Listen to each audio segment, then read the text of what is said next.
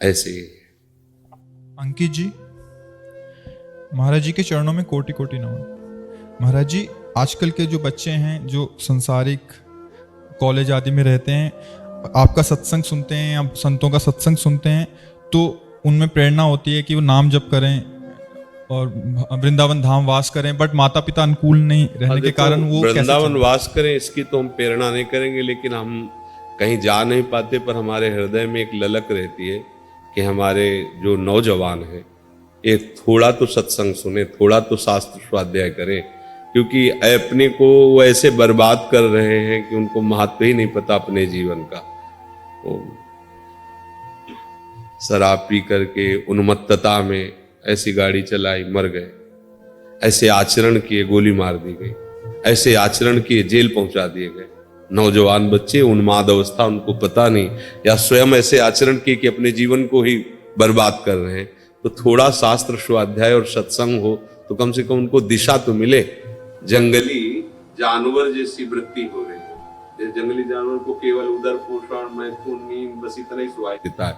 अपने मनोनुकूल भोग मिले, सोने आराम को मिले, चाहे दूसरा किसी स्थिति में पता नहीं, सामने वाले को क्या कष्ट हो रहा है पता नहीं, केवल अपनी वासना की पूर्ति अपना। तो ऐसे लोग न माता पिता का आदर करते हैं, न गुरुजनों का आदर करते हैं, न शास्त्र का। तो मनमानी आचरण करने के कारण अमूल्य जीवन को ऐसे व्यर्थ में नष्ट कर देते हैं, व्यर्थ में नष्ट कर देते हैं, बिल्कुल व्यर्थ में नष्ट कर देते हैं। ये जितनी भी गंदी बातें हैं, मदिरा पान करना, मांस खाना, जुआ खेलना, व्यभिचार करना, ये सब महापाप है। बुद्धि को भ्रष्ट कराकर ऐसे जीव को नष्ट हो जाता। ये समझ में नहीं आता। मनुष्य शरीर बड़ा अमूल्य है बच्चा, ये बार बार नहीं मिलता है। मान लो 84 लाख योनियों में एक बार कृपा करके मिल गया। अब जैसे आपने अच्छे आचरण किए तो आपको हो सकता है अगला जन्म मनुष्य जन्म मिल जाए, जो चूक हुई उसको सुधारने।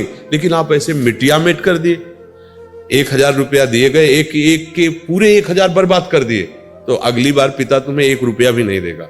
हाँ, आपने 9 से अच्छी जगह खर्चे किए, 100 चूक कर दी, तो आपको अगली बार भी चांस मिल सकता है। ये तो ऐसे पूरा का पूरा जीवन बर्बाद करना है। तो इसलिए मुझे लगता है सत्संग तो सबको चाहिए, पर वृंदावन वास करना या वैराग्य ले लेना, इसमें थोड़ा विचारणीय विषय है। गृहस्थी में यदि रह करके, माता पिता की सेवा करके, अच्छी कमाई करके, परिवार का पोषण करके धर्म पूर्वक चला जाए, तो मुझे लगता है कि इससे भी भगवत प्राप्ति होगी, और ये बहुत बढ़िया है। क्योंकि कलिकाल है, अपनी इंद्रियों को बराबर संयम में रखना बहुत कठिन बात है। पूरे जीवन संयम में रखना, भाई साल 6 महीना की बात हो तो चलो लिखित ले लो, हम गंदा आचरण नहीं करेंगे। आजीवन कभी भी अगर चूक हो गई तो संसार तुम्हें बर्दाश्त नहीं करेगा, कभी भी, पूरे जीवन में।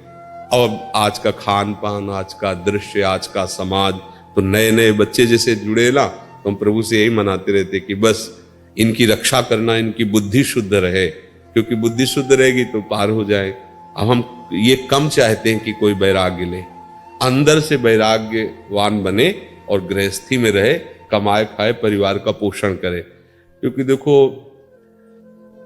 जब कोई शासन करता नहीं होता तब फिर धीरे धीरे बुद्धि ढीली हो जाती है। अभी जैसे भगवत कृपा से अपने लोग हैं, अब जितने बच्चा बच्ची हैं आंख नहीं उठा सकते, अंतर और बाहर दोनों जगह से श्री जी संभाले हैं।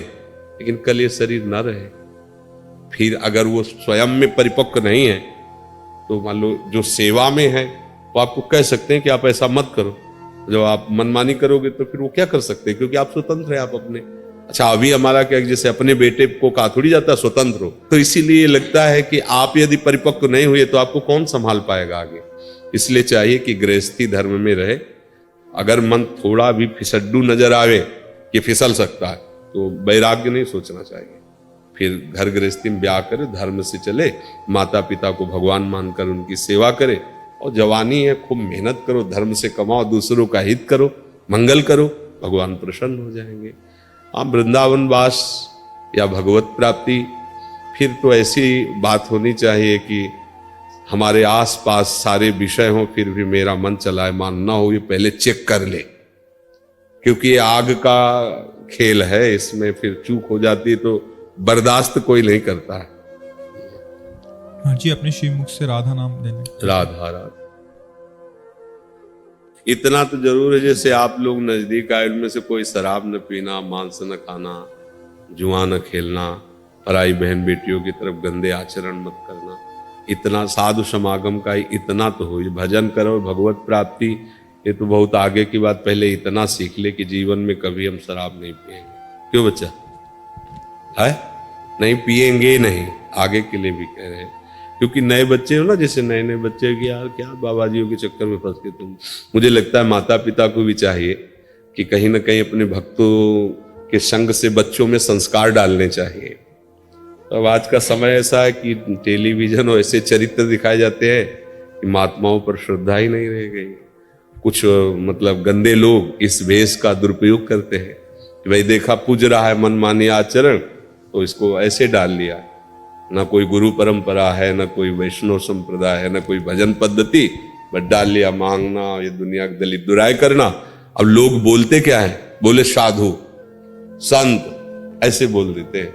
अब तो भेष है तो सब संत साधु ऐसे प्राण त्याग सकते हैं लेकिन कुमार्गगामी नहीं हो सकते। प्राण त्याग सकते हैं लेकिन किसी का मंगल साधु ते होए न कार्य जाए, ऐसे थोड़ी। भगवान के मार्ग के पथी कैसे थोड़ी होते हैं। तो जरूर साधु संग से बुद्धि शुद्ध होती है और शुद्ध बुद्धि में ही जीवन मंगलमय होता है। ना कहीं साधु संग में श्रद्धा हो तो शास्त्र स्वाध्याय करे, गीता है, भागवत है, रामायण है, बड़े सरल सरल महापुरुषों ने ग्रंथों की रचना की, उनका स्वाध्याय, तो बुद्धि शुद्ध होती है उससे। ठीक है।